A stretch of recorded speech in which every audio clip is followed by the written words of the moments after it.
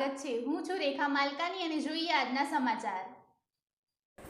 ગુજરાતમાં પ્રથમવાર મોડાસા ખાતે royal 360 cricket box young talent tournament 2026નું શાનદાર આયોજન કરવામાં આવ્યું।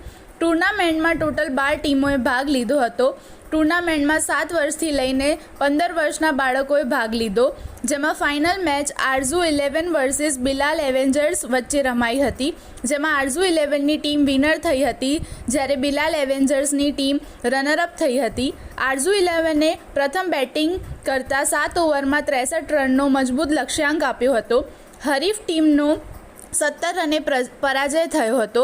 આ જીત પાછળ ટીમના કોચ શબીર બાયડિયા અને ઇમરાન ગુજરાતીની સતત મહેનત અને માર્ગદર્શન ટીમને વિનર થવામાં મહત્વનો ભાગ ભજવ્યો હતો।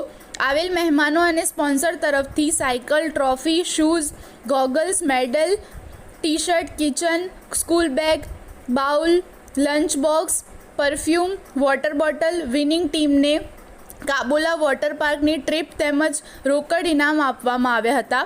ફાઇનલ મેચમાં મોસ્ટ વેલ્યુએબલ પ્લેયર તરીકે આરઝુ 11ના ધરખમ ઓલરાઉન્ડર ઇમરાન ઉપાધને સાયકલ તથા ટ્રોફીનું ઇનામ આપવામાં આવ્યું હતું। રોયલ 360 બોક્સ ક્રિકેટ ગ્રાઉન્ડના ઓનર સમદભાઈ ભૂરા અને સાદિકભાઈ ભૂરાએ વિનર ટીમને મુબારકબાદી પાઠવી હતી।